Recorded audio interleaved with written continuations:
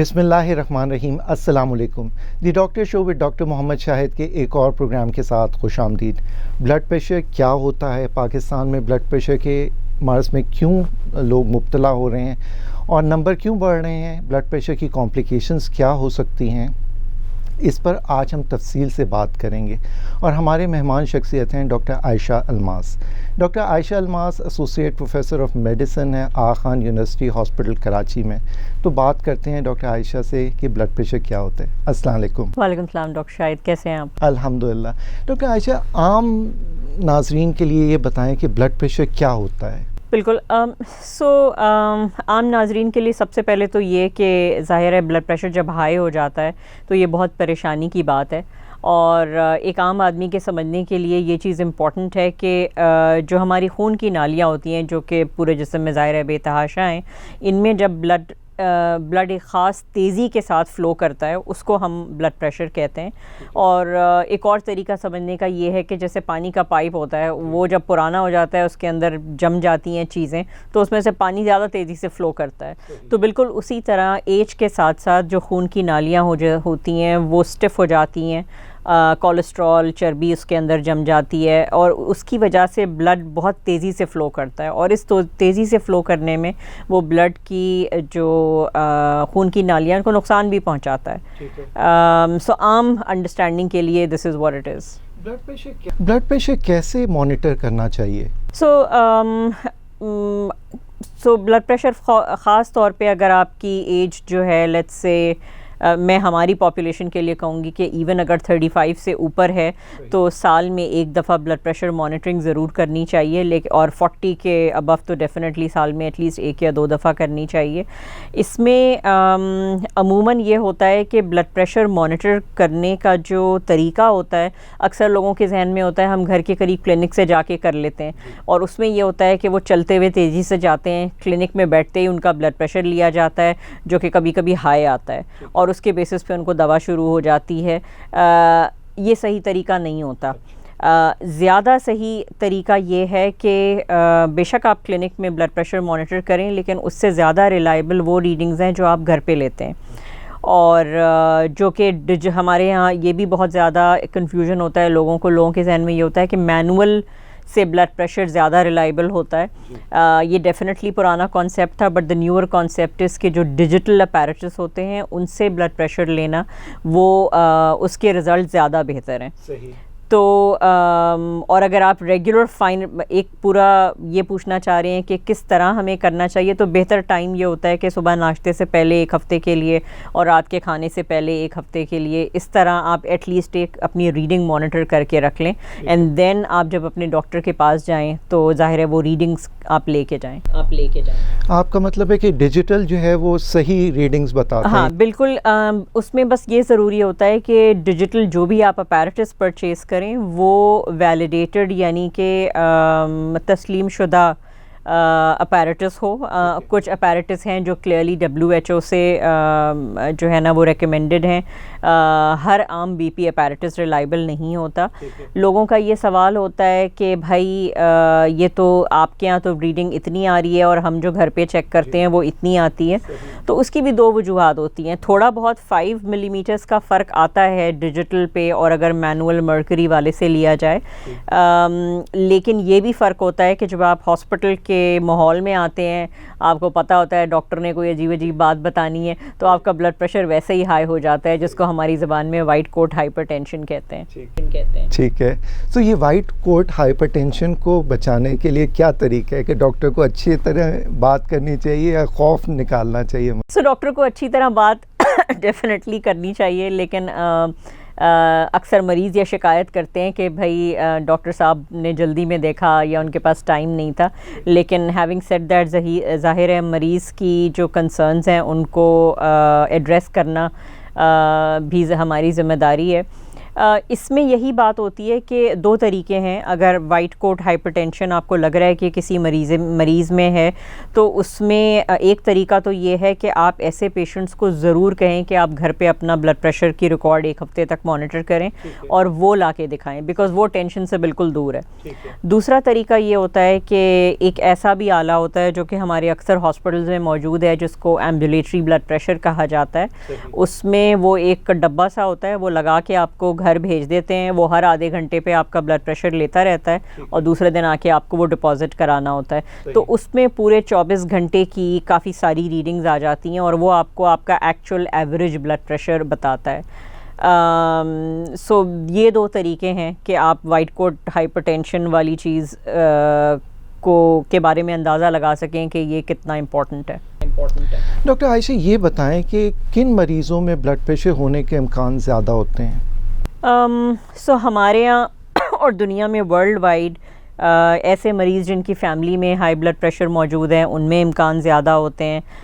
इसके अलावा जो मैंने अब रिसेंटली मैं कहूँगी कि शायद मैंने पिछले 10 सालों में ज़्यादा देखना शुरू कर दिया है कंपेयर टू बिफोर, वो ये कि यंग इवन 18-19 साल के लड़के, 20-22 साल की लड़कियां जो कि बहुत ओबीज़ हैं, जिनके अंदर मोटापा है, आप उनमें सारे हार्मोन के भी टेस्ट करा लेते हैं कि भाई किसी हार्मोन की वजह से तो नहीं बढ़ रहा ब्लड प्रेशर, वो भी ठीक आते हैं। तो फिर at the end of the day ये बात समझ आती है कि ये उनके मोटापे की वजह से ब्लड प्रेशर बढ़ रहा है। सो वो एक और इम्पॉर्टेंट वजह है हमारे यहाँ जल्दी हाई ब्लड प्रेशर होने की।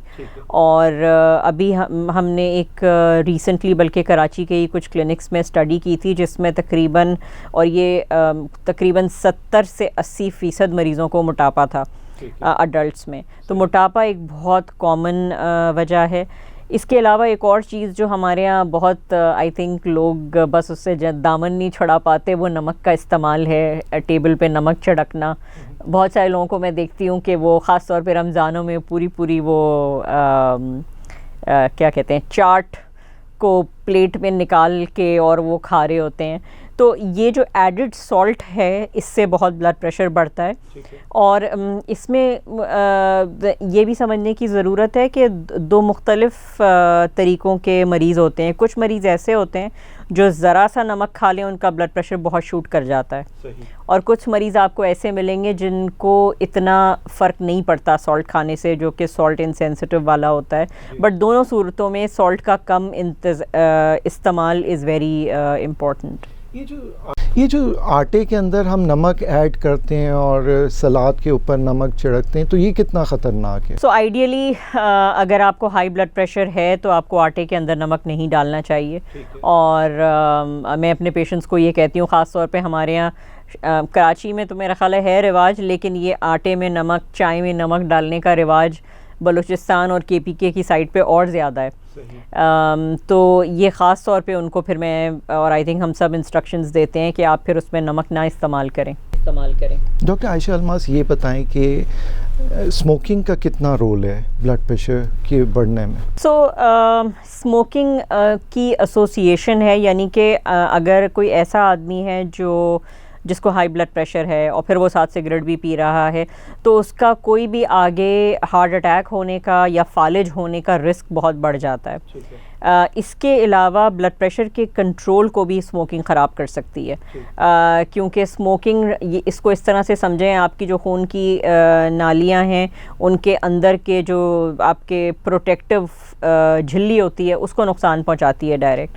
तो वो वैसे ही बेचारी जो आपकी खून की नालियां हैं वो वैसे ही परेशान है हाई ब्लड प्रेशर से, फिर स्मोकिंग भी आके उसमें अपना कारनामा करे तो वो और चीज़ें ख़राब हो सकती हैं। सही। अब कौन सी रीडिंग्स हैं जिस पे दवाई शुरू करनी चाहिए? बिल्कुल। सो इसमें दो चीज़ें हैं। एक तो ये कि कुछ ऐसे मरीज़ होते हैं जिनको आगे जाके हार्ट अटैक होने का रिस्क बहुत ज़्यादा होता है। ये ऐसे मरीज़ होते हैं जिनकी फ़ैमिली में किसी को हार्ट अटैक हुआ होता है या फालिज हुआ होता है, या वो सिगरेट पी रहे होते हैं।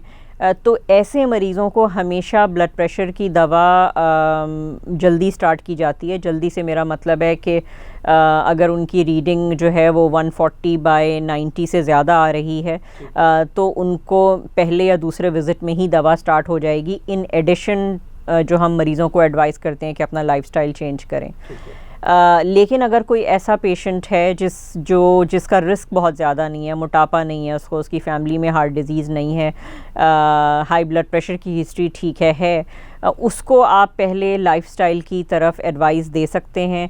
आप उसको कह सकते हैं कि भाई आप रोज़ाना वॉक करें, अपनी डाइट को बेहतर करें, नमक के इस्तेमाल को कम करें, स्ट्रेस से दूर रहें जो कि नामुमकिन है कराची में। तो ऐसे लोगों को हम फिर भी थोड़ा सा टाइम दे सकते हैं दवा स्टार्ट करने के लिए। सही।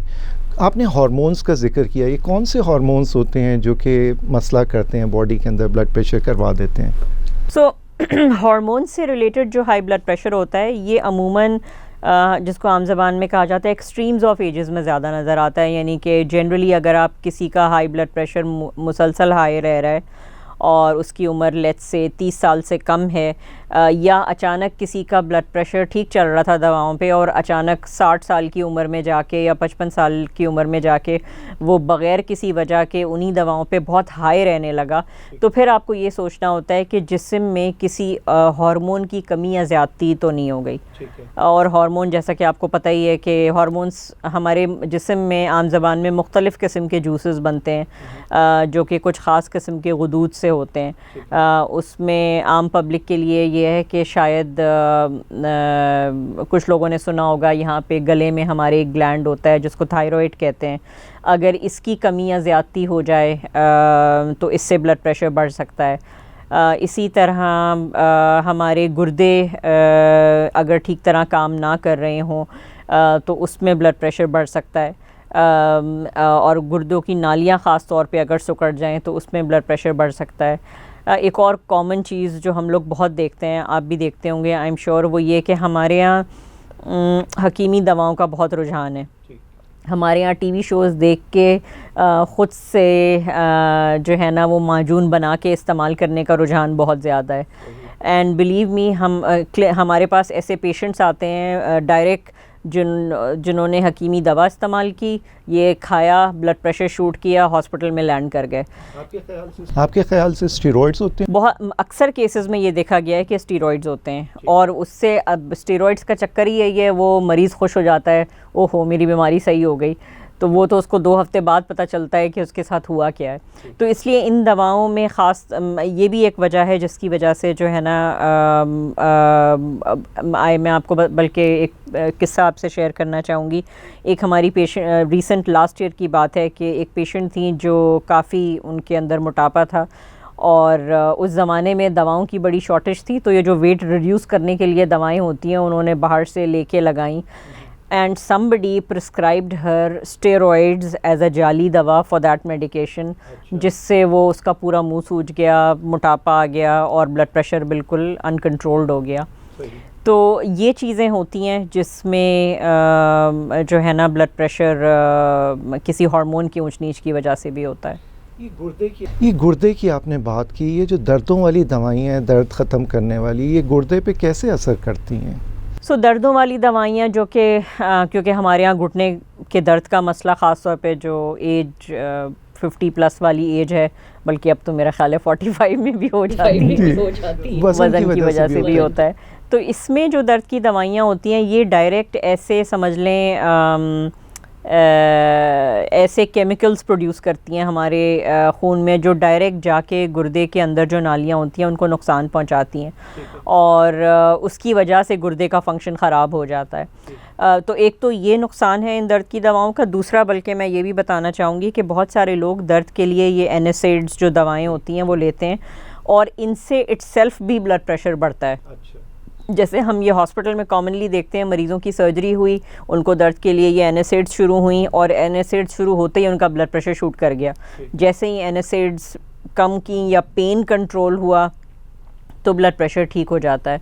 तो पेन एक और बहुत इंपॉर्टेंट वजह है। अक्सर लोग उनको लगता है कि उनको शोल्डर में बहुत दर्द हो रहा है, तो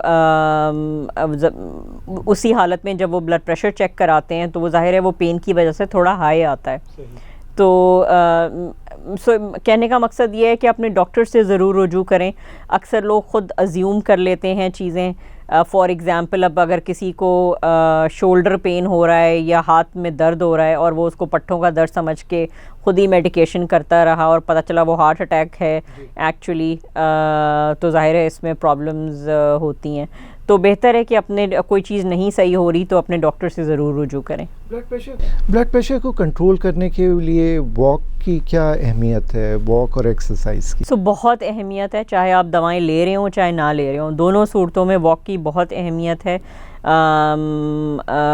कोशिश करके हफ्ते में 3 से 4 दिन कम से कम आधा घंटा वॉक ज़रूर करें। अगर एक्सरसाइज करना चाहें तो एक्सरसाइज करें। लेकिन ये फ़िज़िकल एक्टिविटी न सिर्फ ब्लड प्रेशर के लिए हेल्पफुल है, मोटापे के लिए हेल्पफुल है, और मेरा ख़्याल है कराची जैसी जगह में सबसे ज़्यादा हेल्पफुल स्ट्रेस के लिए है। जब हम वॉक करते हैं तो हमारे अंदर से रिलैक्सिंग हार्मोन्स बनते हैं जो हमारे माइंड को रिलैक्स करते हैं। तो इसके बहुत फ़ायदे हैं और सस्ता फ़ायदा है ये, मतलब वॉक करना। डॉक्टर आयशा, ये बताएं कि ये ब्लड प्रेशर अगर कंट्रोल में ना किया जाए तो क्या मसले मसाइल हो सकते हैं? आम लोगों के समझने के लिए कि देखें, जब ये खून की नाली में ब्लड प्रेशर सही से नहीं कंट्रोल हो रहा होता तो वो खून की नाली में अक्सर रुकावट पैदा कर देता है और खून जम जाता है किसी भी खून की नाली में। और ये समझने की ज़रूरत है कि ये जो जमने वाली चीज़ है ये आपके दिल में हो सकती है, तो आपको शदीद दर्द यानी कि हार्ट अटैक की सूरत हो सकती है। ये आपके दिमाग की रगों में ब्लॉकेज हो सकती है जिसमें आपके जिस्म का कोई एक साइड अचानक काम करना बंद कर सकती है। मुँह टेढ़ा हो सकता है जिसको हमारी ज़बान में फालिज कहते हैं। तीसरी चीज़ जो हमारे यहाँ बहुत ज़्यादा कॉमन है वो ये कि ये गुर्दों को नुकसान पहुँचाती है और आपके डायलिसिस पे जाने के ख़दशात बहुत बढ़ जाते हैं अगर इसको टाइमली कंट्रोल ना किया जाए। बिनाई भी मुतासर होती है अगर ब्लड प्रेशर को कंट्रोल ना किया जाए। ये 3-4 मेन चीज़ हैं। हाँ, एक चीज़ और है वो ये कि ये हमें इस एज में शायद पता नहीं चलता, ये जब हम जैसे जैसे एज करते हैं 65 प्लस टच करते हैं, high blood pressure Aahista Aahista आपकी यादाश्त को भी इफ़ेक्ट करता है। आपके अंदर जो ब्रेन की नालियाँ होती हैं, हमारे यहाँ रिवाज ये होता है जी 65 हो गए या 70 हो गए तो नहीं ये तो एज है। हर चीज़ एज नहीं होती। आप ऐसे पेशेंट्स को अगर देखें जिन्होंने अपना ब्लड प्रेशर अच्छे से कंट्रोल किया है और उनको आप 70 की एज में देखें वर्सेस समबडी जो कि बहुत ही दवाएं छोड़ी हुई हैं नहीं खाते, तो आप ये देखेंगे कि उनकी मेमोरी लॉस वक्त से पहले होना शुरू हो जाती है। सही। अब वो मरीज़ ये भी कहते हैं दवा पे लग गए तो सारी उम्र दवा खानी पड़ेगी, तो डॉक्टर साहब कोई और नुस्खा बता दें दवा के अलावा। तो आप इसमें क्या? अनफॉर्चुनेटली ये तो सच है कि कुछ दवाएं वाकई ऐसी हैं और ख़ास तौर पे हमारे यहाँ शुगर, ब्लड प्रेशर, ये दोनों चीज़ें अच्छी हैं, ऐसी हैं, बहन भाई हैं बल्कि दोनों। इनकी दवाएं अमूमन सारी ज़िंदगी ही खानी पड़ती हैं। लेकिन इनकी दवाएं खा के आप फिर भी सारी ज़िंदगी गुजार लेंगे, लेकिन अगर इनकी दवाएं नहीं खाएंगे तो शायद सारी ज़िंदगी गुजारने की नौबत ही ना आए। आपने जो कॉम्प्लिकेशंस बताई हैं। सही। तो ब्लड प्रेशर की दवाई कैसे शुरू करते हैं? कुछ एक दवाई से, 2 दवाइयों से, ये बताएं, क्योंकि आजकल कॉम्बिनेशंस में भी आ गई हैं दवाई। तो पहले ये कंसेप्ट था कि एक दवाई से ही शुरू किया जाता था, बट अब जितना रीसेंट लिटरेचर आया है तो उसमें ज़्यादा रिकमेंडेशन यही है कि कॉम्बिनेशन दवाएं शुरू की जाएं। जैसे 2 दवा उसकी 2 वजूहात हैं। एक तो उनका इफ़ेक्ट बेहतर होता है और दूसरी वजह यह है कि मरीज़ के लिए फिर 2 गोलियां खाने के बजाय उसको 1 गोली खानी पड़ती है, और हमारे यहाँ ये बहुत इशू है दवा का भूल जाना। तो रीसेंट डेटा यही कहता है कि कॉम्बिनेशन थेरेपी यानी कि 2 दवाओं का जो मजनुआ हो उसी से स्टार्ट किया जाए। हाउएवर कुछ ऐसे पेशेंट्स होते हैं जैसे प्रेगनेंसी की सिचुएशन है या बहुत ही लो रिस्क जो पेशेंट हैं, उनको आप एक दवा पे भी शुरू कर सकते हैं। ठीक है। हर दवा क्या प्रेगनेंसी वाली खातून को नहीं शुरू करनी चाहिए ब्लड प्रेशर? अगर प्रेगनेंसी है तो उसकी ख़ास दवाएं होती हैं ब्लड प्रेशर के लिए, और वही दवाएं दी जाती हैं ब्लड प्रेशर कंट्रोल करने के लिए। जो आम दवाएं हैं वो सारी की सारी प्रेगनेंसी में नहीं दी जा सकती। और ये चीज़ मैं यहाँ पे कहना चाहूँगी कि प्रेगनेंसी में ब्लड प्रेशर को कंट्रोल करना बहुत अहम है। उससे न सिर्फ माँ को नुकसान पहुँच सकता है, बल्कि उससे कहीं ज़्यादा डिलीवरी में कॉम्प्लिकेशंस हो सकती हैं और बच्चे को नुकसान पहुँच सकता है। ये कॉम्प्लिकेशंस क्या हो सकती हैं डॉक्टर आयशा? अगर कोई ऐसी औरत है, और ये हमारे यहाँ बहुत कॉमन है कि ब्लड प्रेशर बढ़ गया प्रेगनेंसी होने के बाद, तो उसमें ऐसी चीज़ें होती हैं जिसमें गुर्दे को ज़्यादा नुकसान पहुंचता है माँ के। इसके अलावा जैसे जैसे प्रेगनेंसी करीब आती है तो उसमें ये चीज़ होने का ख़तरा बढ़ जाता है कि माँ को झटके ना पड़ जाएं, वो बेहोश हो सकती है। प्रेगनेंसी में डिलीवरी के दौरान कॉम्प्लिकेशंस यानी कि इमरजेंसी ऑपरेशन की ज़रूरत पड़ सकती है, ब्लीडिंग ज़्यादा हो सकती है और बच्चे को भी नुकसान पहुंच सकता है। सही।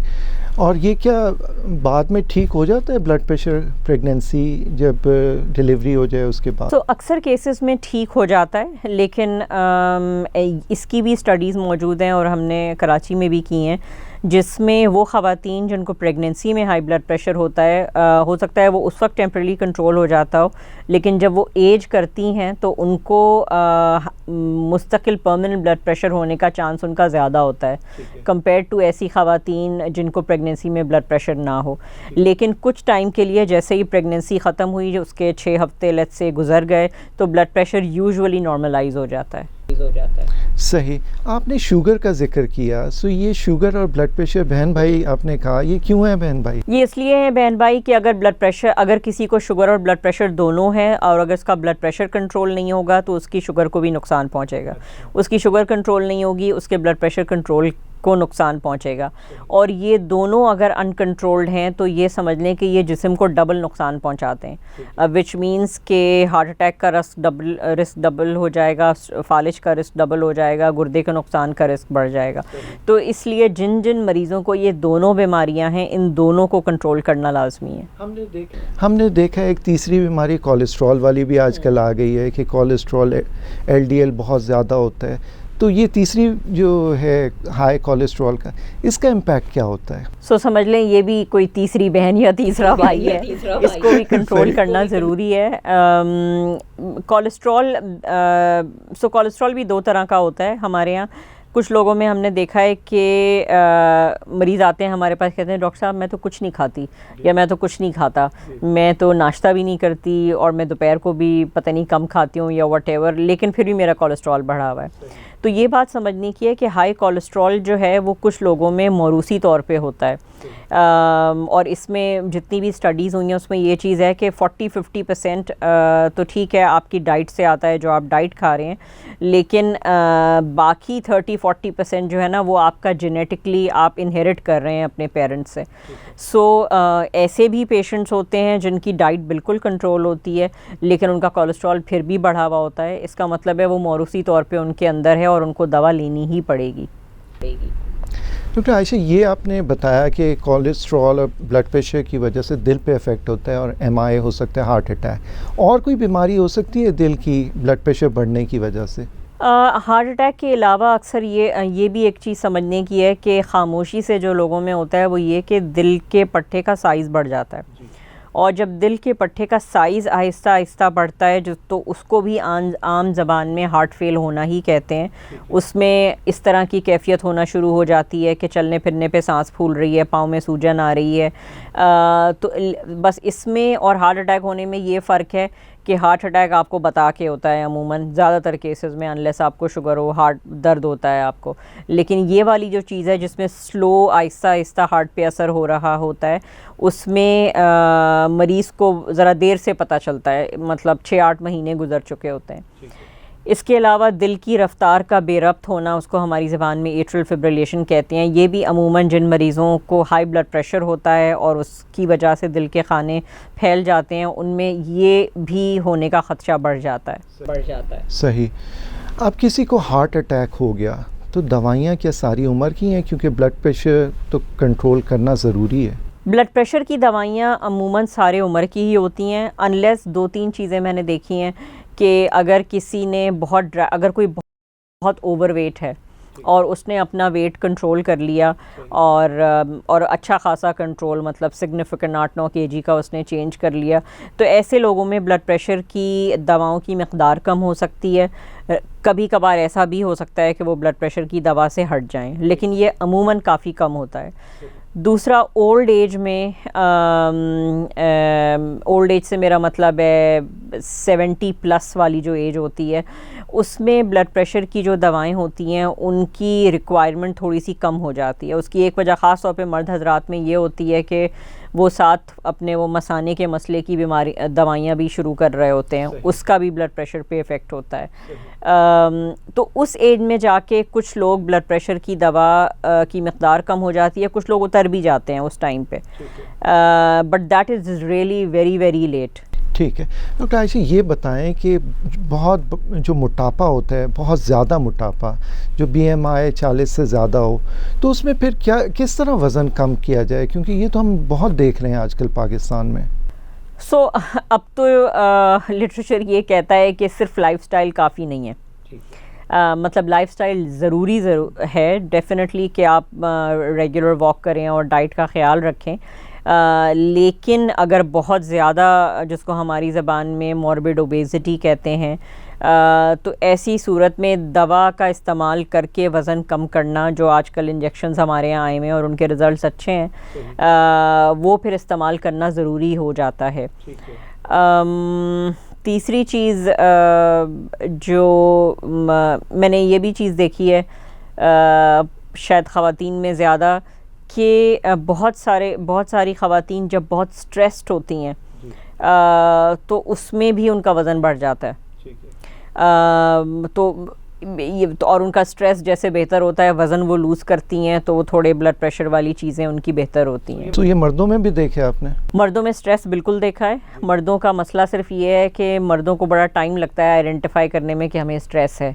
वो मतलब वो अक्सर ऑफिस वर्कर जो मर्द हजरात होते हैं, उनको बहुत ज़्यादा प्रोब करना पड़ता है। मतलब मैं आपको एग्जांपल दूंगी कि कोई स्ट्रेसफुल चीज़ थी, नहीं जी कोई स्ट्रेसफुल चीज़ नहीं थी। कोई चेंज आया है आपके पिछले 6 महीने में, हाँ बस मुझे 2 सेक्शंस और मिल गए हैं देखने के लिए, तो आपका काम तो आपका बढ़ा। तो ये चीज़ें उनको ज़रा देर से रियलाइज़ होती हैं, बट स्ट्रेस मर्दों में भी है डेफिनेटली। कोलेस्ट्रॉल की दवाई कब शुरू करनी चाहिए? कोलेस्ट्रॉल की दवाई का भी तकरीबन ब्लड प्रेशर जैसा ही हिसाब किताब है। लाइफस्टाइल आप ज़रूर फॉलो करें, और उसमें भी वही, अगर आपका रिस्क कार्डियोवास्कुलर डिज़ीज़ का ज़्यादा है तो फिर तो आपको इमीडिएटली शुरू करनी पड़ेगी, और अगर रिस्क इतना ज़्यादा नहीं है, विच मींस आपकी फ़ैमिली में इतनी हार्ट डिज़ीज़ नहीं है, आप स्मोकर नहीं हैं, आपको शुगर ब्लड प्रेशर दोनों नहीं है, रिस्क आपका अगर कम है, तो फिर आप थोड़ा सा टाइम दे के और फिर दवा शुरू कर सकते हैं। ये निहारी पाए, ये कितना फ्रीक्वेंटली खाना चाहिए? बिकॉज़ पाकिस्तानी डाइट के अंदर तो ये बहुत मुरक्कन ग़िज़ाएँ हैं, और हमारा खाना हर खुशी खाना है, गमी में भी खाना, बिरयानी भी। ये बताएं ज़रा नाज़रीन को। उसमें मर्द हजरात तो मुझे पता है वो निहारी पाए के बगैर रह नहीं सकते। आज ही की ताज़ा बात है, आज सुबह चूँकि मेरी क्लिनिक थी। उसमें ये है कि देखें, एक तो निहारी पाए ख़ास तौर पे बाहर के जो हम लोग खाते हैं ना, जो बाहर के बने हुए होते हैं, उनमें हमेशा नमक की मिक़दार, तेल की मिक़दार ज़्यादा होगी, तो वो ज़्यादा नुकसानदेह होता है। घर में मतलब आपको इस तरह आप कर सकते हैं, अगर आपको हाई ब्लड प्रेशर है कि भाई चले महीने में एक दफ़ा ले लिया आपने, लेकिन ये रोज़ की खुराक में नहीं शामिल होना चाहिए। ठीक है। और कितना पोर्शन होना चाहिए? बिकॉज जब हम शुरू होते हैं तो फिर बिल्कुल पोर्शन लिमिट करना बहुत ज़रूरी है। एक और चीज़ मैं कहना चाहूँगी, प्रॉब्ली आप आगे पूछेंगे भी सवाल, वो ये कि जो हाई ब्लड प्रेशर वाले मरीज़ होते हैं, उनका खाना इस तरह का होना चाहिए कि उनकी एटलीस्ट 1/4 प्लेट सलाद की हो, 1/4 प्लेट किसी सब्ज़ी की हो, बाकी ठीक है 1 आख रोटी हो गई, और बहुत सबसे छोटा पोर्शन जो है ना वो मीट का या उसके शोरबे का होना चाहिए। तो मतलब आप इस तरह से समझ लें कि अगर आप खा रहे हैं तो मतलब मैक्सिमम आपकी 1/4 प्लेट 1 टाइम सर्विंग के हिसाब से होनी चाहिए। वो तो मुझे पता है कि वो हाथ नहीं रोकता लोगों का। तो उसका दूसरा तरीका यही है कि खाना बदमज़ा बनना शुरू हो जाए। डॉक्टर आयशा, ये किस तरह ब्लड प्रेशर से छुटकारा पा सकते हैं? हम आम नाजरीन के लिए बताएं कि किस तरह हम इसको कम कर सकते हैं, क्योंकि नंबर्स बढ़ रहे हैं, आप भी अपने क्लिनिक्स में देख रहे हैं और कॉम्प्लिकेशंस भी बढ़ रही हैं, तो किस तरह हम इससे छुटकारा हासिल कर सकते हैं? तो देखिए, छुटकारा तो नहीं हो सकता, इट विल स्टे देयर। अच्छा, ठीक है। इसको टाइमली मतलब इसको टाइमली आइडेंटिफाई किया जाए और इससे जो पेचीदगियां होती हैं उनसे बचा जाए। क्योंकि देखें, अगर लेट्स सपोज़ मुझे ब्लड प्रेशर है या किसी को भी ब्लड प्रेशर है और वो कंट्रोल्ड है, मैं दवा खा रही हूँ जो भी, तो मैं बिल्कुल एक नॉर्मल इंसान की तरह फंक्शन करूँगी। मुझे मेरे जिस्म को उससे कोई तकलीफ़ नहीं होगी। लेकिन अगर वही ब्लड प्रेशर मैं कंट्रोल नहीं करूँगी और मुझे बाद में जाके उसकी वजह से खुदा न खास्ता फालिज हो जाता है या हार्ट अटैक हो जाता है, तो उससे फिर मेरी लाइफ की क्वालिटी ख़राब हो जाएगी। मैं चल फिर नहीं सकूँगी, सांस फूलने लगेगी, ये सब चीज़ें होंगी, पाँव में सूजन होगी। तो हमें बेसिकली आगे की जो पेचीदगियां हैं उससे बचना है। मरीज़ ये कहता है कि मुझे तो पता ही नहीं होता, आप चेक करते हैं तब ब्लड प्रेशर या घर पे कभी चेक किया, मुझे तो कोई मसला ही नहीं है। तो फिर ऐसे मरीज़ बिल्कुल, सो उनको यही समझाने की ज़रूरत है कि ये बग़ैर किसी अलामत के भी हो सकता है। बहुत सारे ऐसे मरीज़ होते हैं जिनको कोई भी अलामत नहीं होती और इट इज़ क्वाइट कॉमन। और उसका तरीका फिर यही है कि आप साल में एक दफ़ा अपना ब्लड प्रेशर 1 या 2 दफ़ा ज़रूर चेक कराएं। और अब एटलीस्ट कराची जैसे शहर में तो ब्लड प्रेशर इंस्ट्रूमेंट घर में होना एक आम सी बात है, ज़्यादातर लोगों के पास होता है। तो आपको टाइम पे उसी तरह पता चलेगा कि अगर आप 40 साल की उम्र के बाद या इवन 35 के बाद जो है ना, इसको मॉनिटर करें। डॉक्टर आयशा, आखिर में हमारे नाजरीन के लिए कोई पैगाम दें कि ब्लड प्रेशर किस तरह वो कंट्रोल में रखें और किस तरह ब्लड प्रेशर होने से बच सकें? सो आई थिंक बहुत सारे लोगों को इसको समझने और एक्सेप्ट करने में बड़ी दिक्कत होती है। और ख़ास तौर पे ये वाला जो एज ग्रुप होता है 40 से 50 वाला, उनकी बहुत ज़्यादा कोशिश होती है कि नहीं है, वो तो आज मैं शॉपिंग चली गई थी इसलिए हो गया, या ये कर लिया था इसलिए हो गया।